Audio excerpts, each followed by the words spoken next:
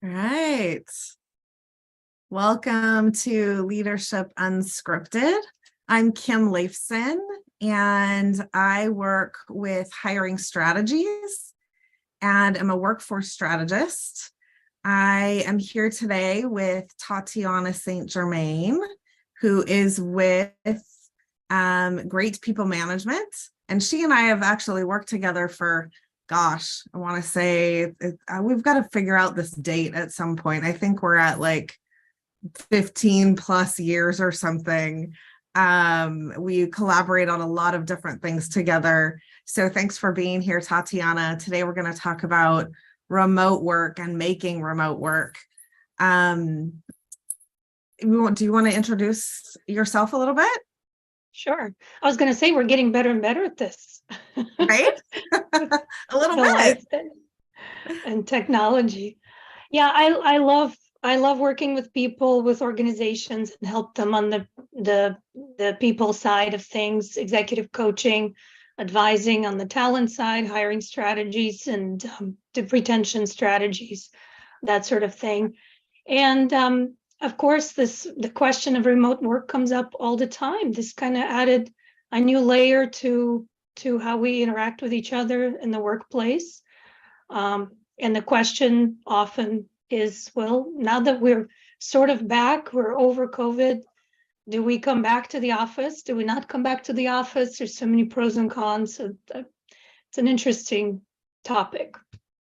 Absolutely. We're talking about it a lot at Hiring Strategies. We help organizations attract, engage, and keep top performing people. And going remote or staying in person impacts all three of those things. Do we hire someone remote? Does that person want to work remote or not? When we're working remote, how do we keep our workforce engaged? And then once they're here and they're engaged, how do we make sure that they want to stay? So this leadership, we call this leadership unscripted because it really is unscripted. We want to answer questions about the topic. And of course, today's topic is remote work and making it work. How do we make it work? So we really want this discussion to be guided by those of you that are here. So please enter your questions into the chat box as you're joining. And then we'll try to get to those, or we will get to those, because that's what's guiding this conversation today. But we want to talk again about remote work.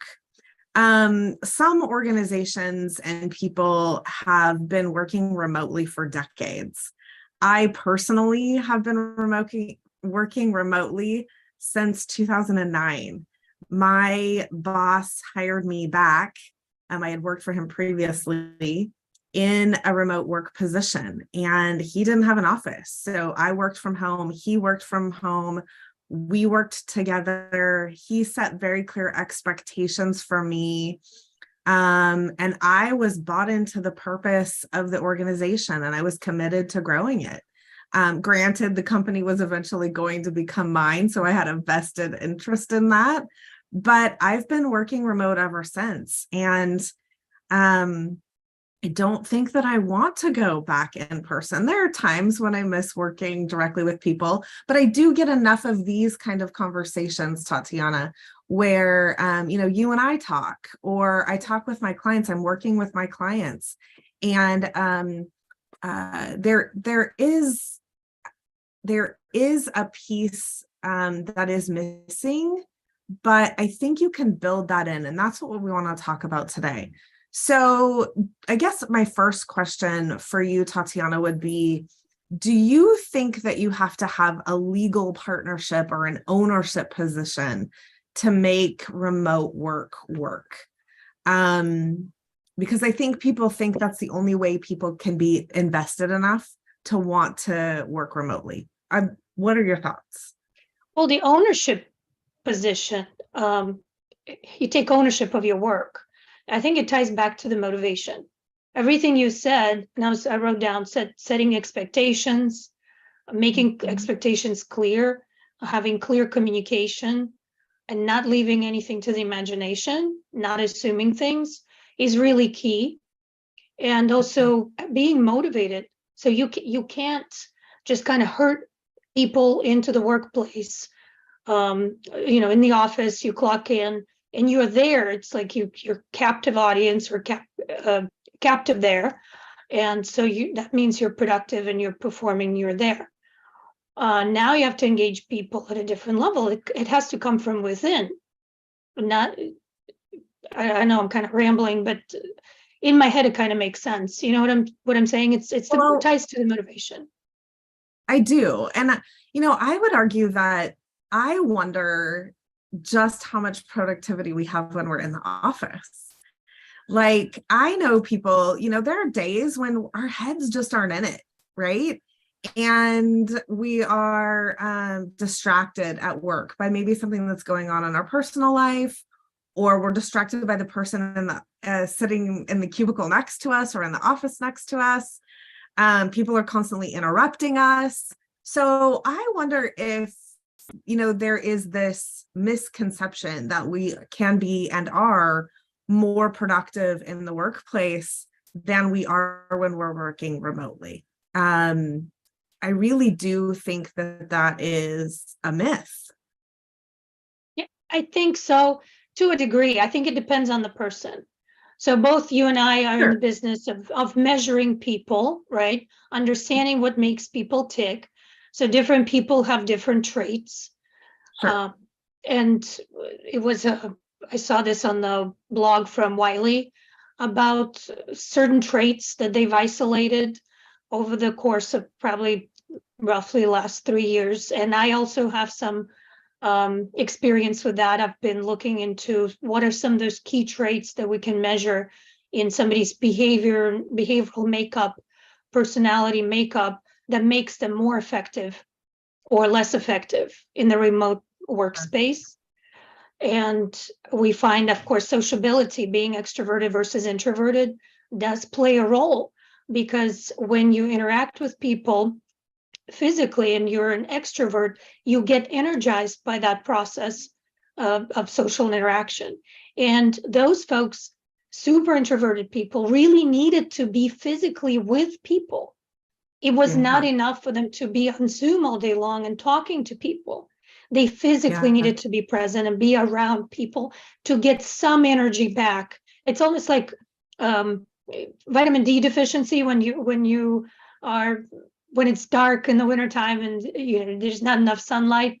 They need that's their sunlight, is people. Yeah. And so no matter how well the remote workspace is positioned and people train, and you have all these tools and strategies and Zoom and check-ins, those people still need to be recognized, and they still need to have the opportunity to come to the office just to reconnect and get their energy resources that are depleted back up. Absolutely. Any other traits that you've noticed with your clients? I think independence is a huge one, because some people, and that's very different than sociability. Sociability is about the people. Independence is about the work. So when you have you can have someone who's highly sociable, but also highly independent. And what that means is they get energy from being around people, but when it comes to doing the work, they just want to go do it. They can probably do it quicker and faster themselves. They don't want a lot of input. They just want to go get the work done. So if you have someone who's highly independent, and the work can be done independently, those people can work remotely pretty well. And then they get their social from somewhere else. If, in their off time, if they are low on independence, that means high on team. And they need that interaction. They need to bounce ideas off of people. They want to run things by other people. They want to make decisions together. It's all about consensus. They want to win together. They want to lose together. And so with someone like that, that's more difficult to do over Zoom or remote, but you can make it work. again, it's how you set up your technology and systems to do that. I think that's easier to do than someone who's highly social and needs that that interaction, because it's an energy thing and you can't get that energy through a Zoom call. You can get teaming through a Zoom call. You can build consensus through a Zoom call. You can do those things remotely. So it's different, and understanding who on your team is highly independent and who is highly social, I think those things can help in learning how to manage them and learning which environment they're going to be best in. And some people, it's going to be hybrid, right? They want a little of both. They want a little of both. So that one, I think also how we make our decisions plays into that. If we need a lot of information and we need to rely on people to give us that information, then that might necessitate more collaboration, which again, collaboration can be done remotely. It's all how you build that into your organization. So those are the ones that I've had the most experience with so far. Yeah, and I think there's never been a better case for assessments, so we can actually assess people and understand people. That's where some of these fears among the management team might be coming from. What my good friend Paul Falcone called productivity paranoia. So I think the managers who are shying away from remote work or hybrid work, it's not that they're not flexible or innovative. They have this fear that they will not be able to achieve what they need to achieve with their team. They won't be able to set expectations or communicate well. And you really, it's difficult enough to get to know people, your team, when you work face to face every day, side by side with them. It's even more difficult to know people when they're working for you remotely. And so that's why assessments have been, these past couple of years especially, been very important, instrumental in understanding what makes people tick. Yeah, for sure. I almost think, and I'd love to get your take on this, I almost think that the remote work has highlighted the deficiencies in leadership that we have, because it's, when they're sitting next to you in your office, they can do the work and you can ignore them and pretend they don't exist or not manage them well, and they will, do the work. When we have to go remote, it was almost like, as leaders, I don't know what to do because I can't see them. Whereas I think if you were truly getting to know your people and leading them well before, that transitioned easier to a remote situation, because it's about building those relationships and knowing what they need and communicating with them and being able to meet them where they are, right? I often heard people say when we went remote, it made it much more difficult because I had to spend time with every single person, right? I had to call everybody every day you should have been doing that in the beginning. You should be checking in with your people every day to know what's going on in their worlds, in their lives, with the projects they're working on. That is the definition of a leader. And so I think this environment kind of opened this can of worms where leaders were going, wow, I didn't know, or I wasn't aware I should be doing that. And now all of a sudden they have to do it. I'd love to hear your thoughts on that. Yeah, it exposed, like you said, a lot of the deficiencies. Yeah, I agree. I think we all like what we're used to. And there's this, you come to work and then there's this expectation that just because you're at work, you're productive and you're working, and everything just happens and you don't need to do anything or don't need to do much. But now the importance of the importance of communication, importance of setting clear expectations, building connections, personal connections. And people, leaders have to do it on purpose, not by accident. And what we found, you and I talked about this last couple of times, the uptick in the need in leadership development, I think was probably prompted by this shift, because leaders themselves and then organizations realized we are deficient in all of this, that we should have been training our leaders. So executive coaching and leadership development is definitely on the rise. And almost everything in my executive coaching practice, almost everything can be fixed by better communication, whether it's setting expectations, what by when, and checking in often, to not being annoyed by the fact that somebody's checking in. It's like, we got to have an expectation that it's okay to check in. I have a remote team myself. One is in Romania, one is in Philippines. And when the two of them are talking and they get frustrated, this one is waiting on one thing and the other one's waiting on another thing. I'm like, it's okay to talk to each other. You just have to talk more often. And so it's a mind shift, a different mindset. It's okay to over communicate, if you will. You can no longer assume that just because you think a certain way, your people on your team can read your mind and they can do it the way that you expect, because surely they should know better. They should know how to do the work. So everything needs to be kind of spelled out, I think, especially in the beginning.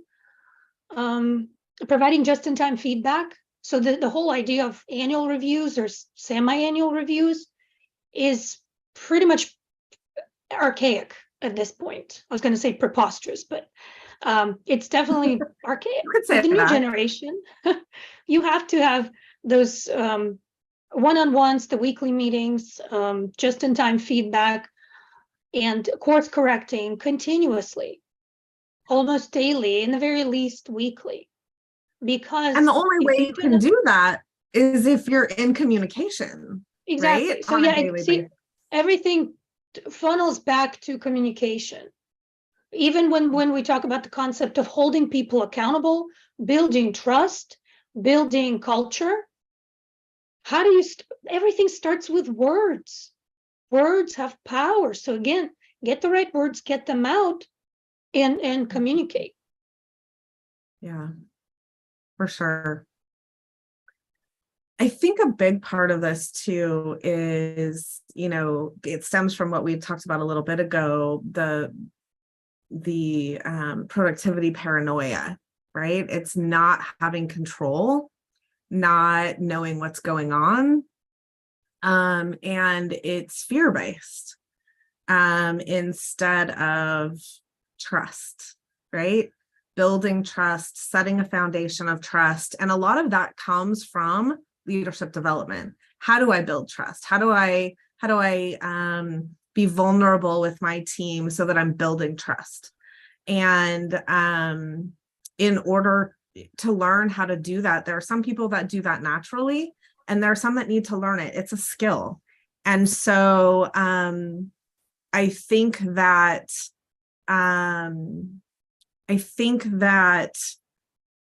we have to remember that we have to know who our people are and know, do they need that leadership development or not? Any high potential, etc. We've got to start, you have to start with building those relationships, creating trust, developing leaders, and all of that.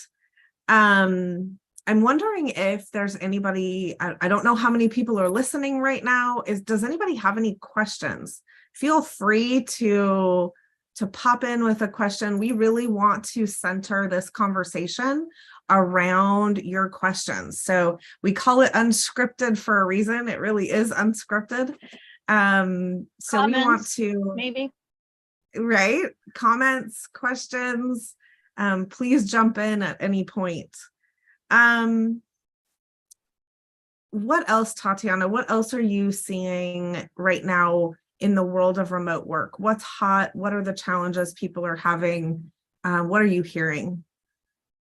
Well, it's I was going to kind of organize my thoughts, and for anybody who's listening, in terms of what are the pros and cons. Maybe we should have started with that, pros and cons of remote work. Yeah. For those who are trying to decide whether to grow a team and go more remote, or the COVID situation forced everybody to be remote, and now they're trying to decide whether to go hybrid or remote.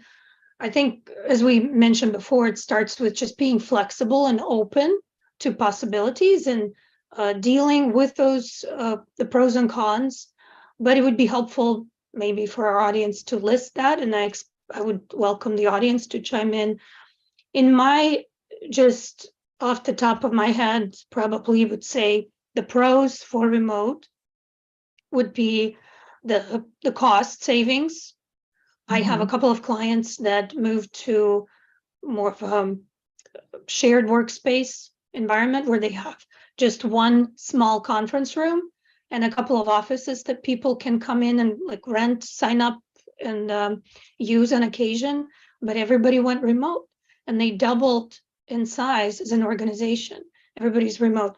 It also allowed them to hire a variety of talent, because they can now reach not only the local area, but also pretty much worldwide. Of course, that presents certain HR challenges, because you have to be compliant with all the local laws and taxes and all that stuff. So that's a separate issue on the HR side. But it's probably driving HR crazy. Yeah, but there are organizations that can help you manage that. Yeah, so absolutely. I think if that's a barrier to that, then seek out those resources or give us a call and we can help connect you with those. But so I just wanted to jump in and say, don't let that stop you. Don't let that fear hold you back from going remote because you're afraid of what the complications of that might be. Yeah, and that's a good segue into the cons of the argument. So the pros are pretty clear: cost, variety, flexibility. What are the cons? We listed some of them already: HR issues, building the culture, connectivity, productivity, communication. But as we've already said, all of those things can be addressed. So the only barrier to being open and flexible to a remote workforce as a leader is within the leader. Yeah, it's their own fear and their own it's change, right? What are we letting go of? Change. No one's afraid of change. What we're afraid of is what we're losing in that change process. And when we're so used to leading people in person, we don't know that fear of, I don't know how to do that remotely takes over. And what I think the message we want to give people, at least I do, is it's doable. It's just different.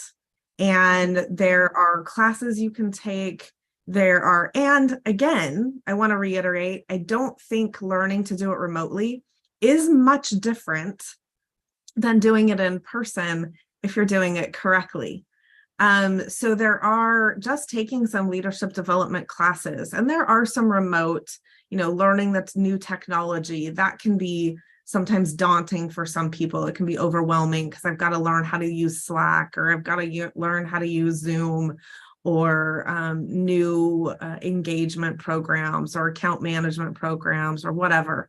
I think those technology things can be a barrier as well, but it's all learnable, it's all doable. And if you think about how you're going to come out of this with what you're going to learn in that process and how that adds to your skill set as a leader and a manager, it's all in how you frame that in your head.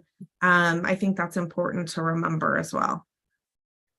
Let's talk about there's some legitimate reasons why and when some organizations cannot go remote. So some of the clear ones is manufacturing, construction.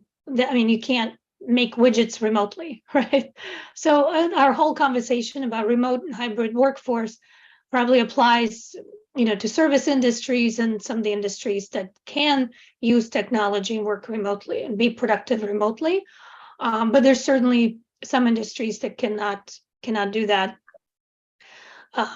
What about in our industry? What about some of those training programs and leadership programs that used to be in person? I used to run CEO roundtables, so all the mastermind groups and just like networking too, but mastermind groups that meet on a regular basis.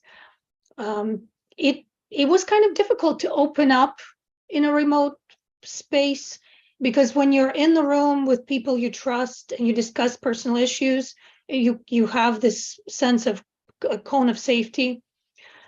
So you are a LEAP coach, leadership acceleration program, that you've been doing this for years. It's a 12-month program, but you've always been in person.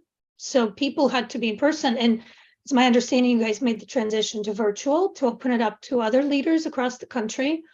How did that work? This transition, and what are you experiencing as a coach?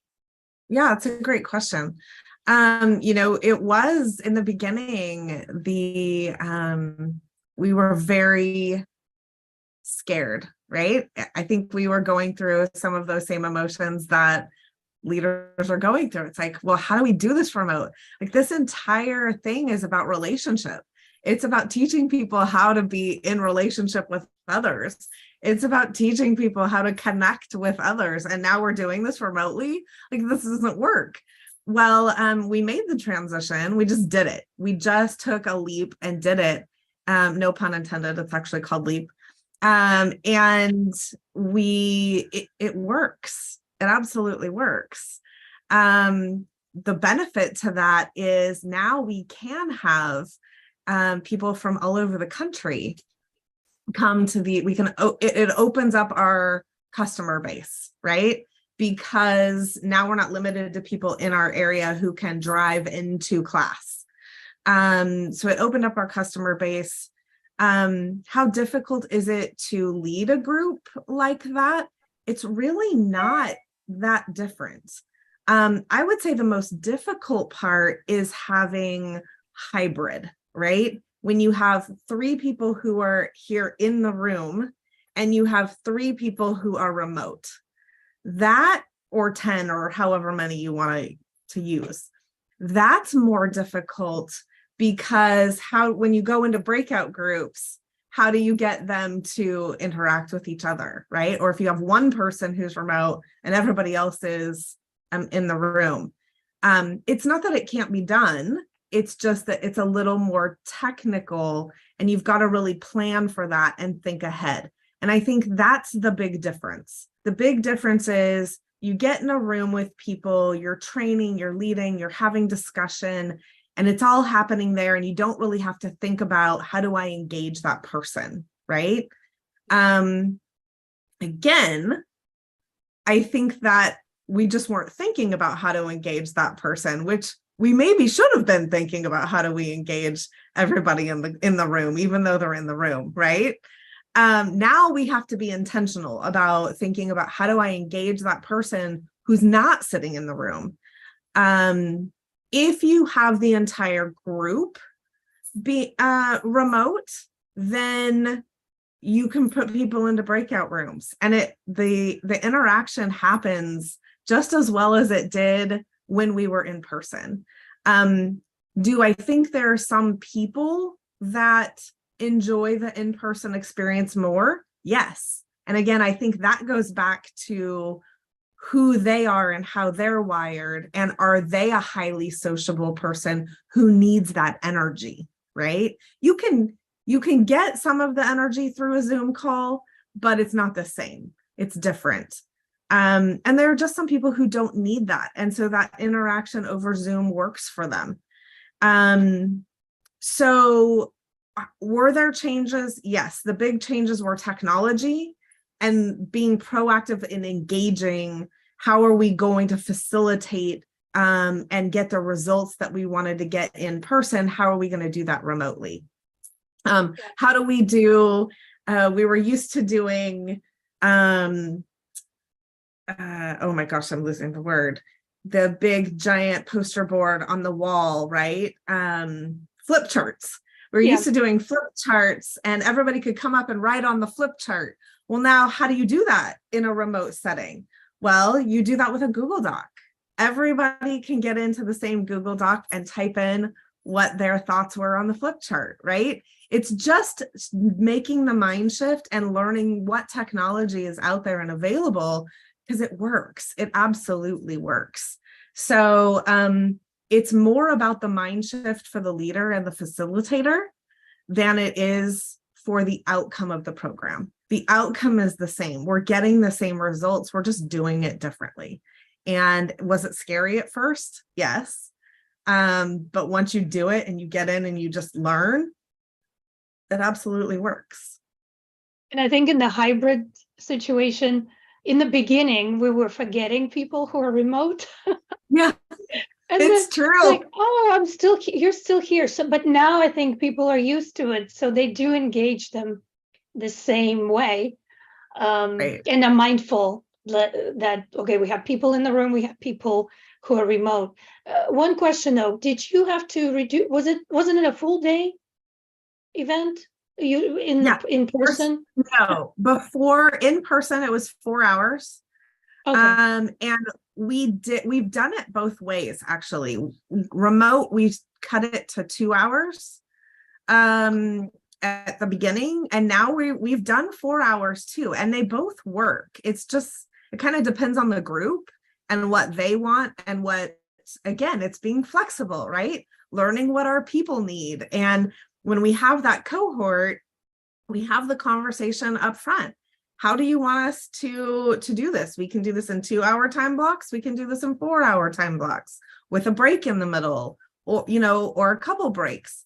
What works best for you? And we get feedback from the group. It's no different than we should have been doing when we were in person. What works best for you, right? It really just depends on that particular group. We can make it work both ways. Yeah. Yeah, I think it requires some courage and trust on part of leaders, and some work, some intentional work. But it goes both ways. I'm sure employees need to be committed, and just like in your program, participants need to be fully engaged instead of checking their emails. It's not like they're listening to a podcast on the background. Right. Multitasking. They should be invested in.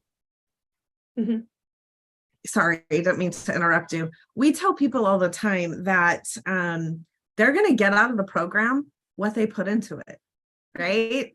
And it's the same thing at work. You're going to get out of work what you put into it. If you sit back and just let things come to you, then you might not get as much out of it as you would if you were participating. That's true in person just as much as it is remotely. So yeah, you're right. It's a two-way street.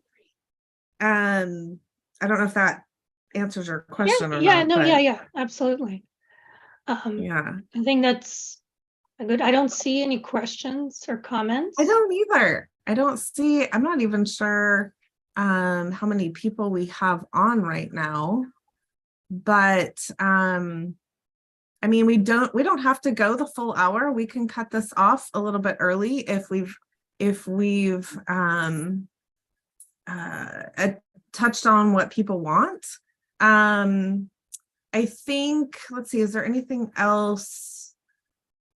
You said something, Tatiana, that really made sense to me when we were talking earlier. You said you don't build culture by being in the office.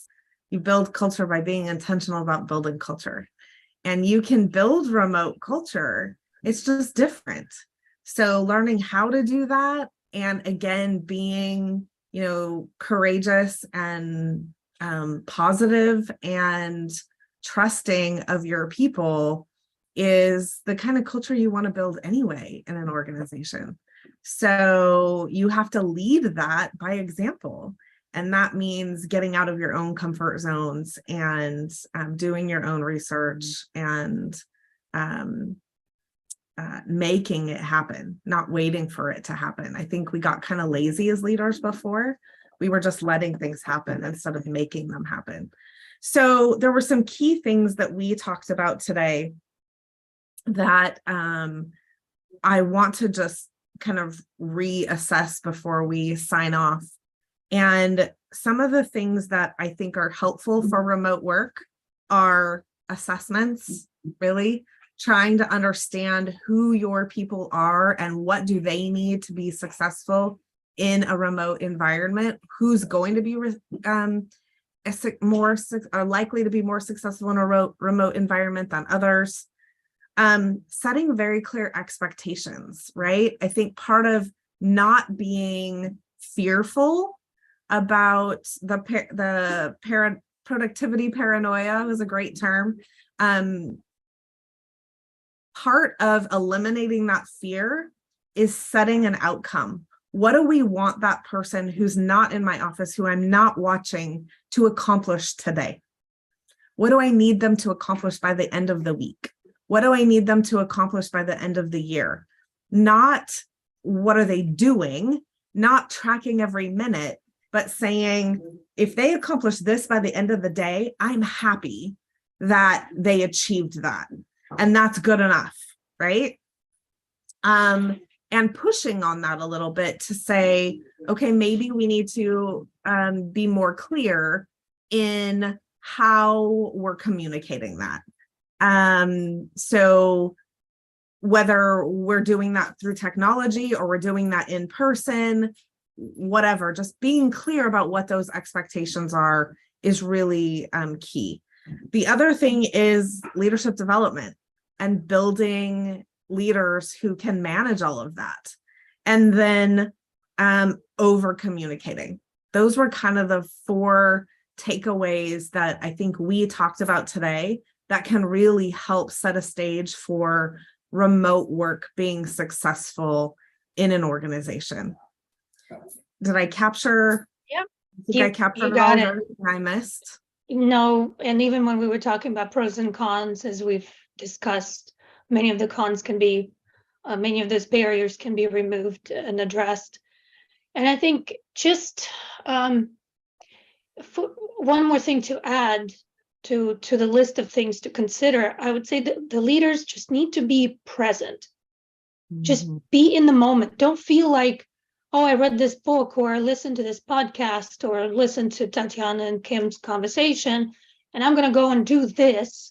But it feels so difficult, it's hard, and it's not natural. I really believe that every leader has their own path to being successful.